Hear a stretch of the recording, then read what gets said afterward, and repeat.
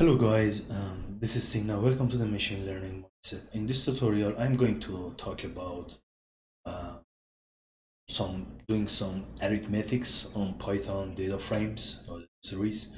So we previously talked about the data frames, data series, indexing, and some other concepts. Let's just go ahead and get started. As usual for the Python environment, I'm going to use Google Collaboratory. So throughout all my tutorials, so I try to stick the same Python environment. Google Collaboratory is free. All you need is just a Gmail account, and it gives you a nice free GPU access, and it is very recommended for doing data science. So let's just get started. Here I just import pandas as PD. Shift enter, I go to the next cell, and here I define a specific kind of data frames. So it's like a data, basically. At first is a data dictionary, keys and values as list. So we have 3 patients, which with the columns or attributes of glucose, age, and pre-diabetes. So we preserve the order of the columns. We create the pandas data frame as data 1 and columns defined as above, and indexes as the names with Alice, Eve, and Bob. Let's just go ahead and run this. So this is our data frame created. We previously talked about creating data frames. Let's just go ahead.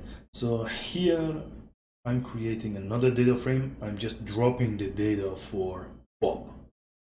So this lets us have a second data frame. Basically it's Alice, Eve, and just basically drop the last row of previous data frame.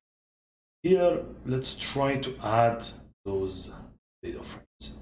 So we expect that those data frame values being added item by item by index. But what would happen for the last row that we don't have any correspondence in data frame 2? So this is how it works. So the rows are basically labeled. Pandas go find the same labels, add their attributes, and put none for the column, for the row that we don't have any. As simple as that. So here, as you see, this is no, because this add operation for strings just prepend one string to the other string. Now for the floats, it just has the additive operation. Let's just go ahead and do some other operations. Here we import numpy as np, and for data frame 1, which we basically have here, we are going to find the location, find the last location, and put the none inside that location. We previously talked about indexing in pandas as well. So let's just go ahead and to see what's going to. So as you can see here for data frame 1, we just set all the row values to none.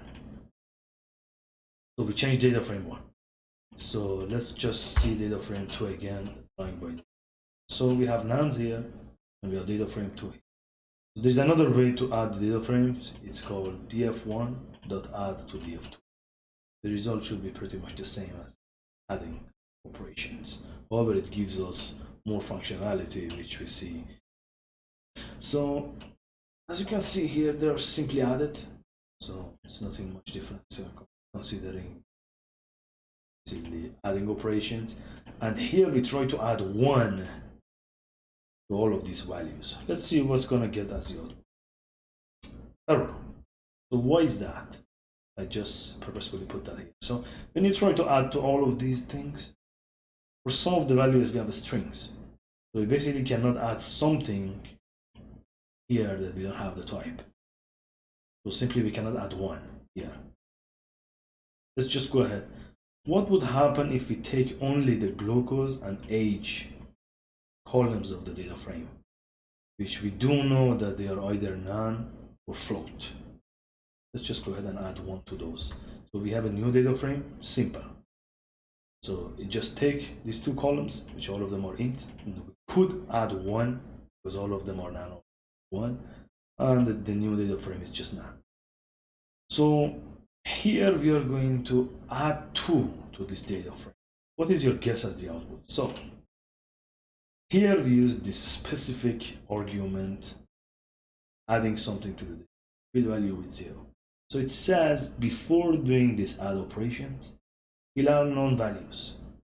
All the non-values are going to be set to 0, then add the 2. So we are expecting to get, yes, so all of the values been added by 2, and the last ones which were non set to 0, and then 2 was added to. So this is an important characteristic because a lot of times we are dealing with nans, but we want to set them in or del set to be treated as zeros or any other values before we're doing any other arithmetic operations. So this was some useful characteristic of the add function or add method for data frame. Okay, that was the tutorial for today. I hope you enjoyed it. Thank you so much for watching, and feel free to comment below if you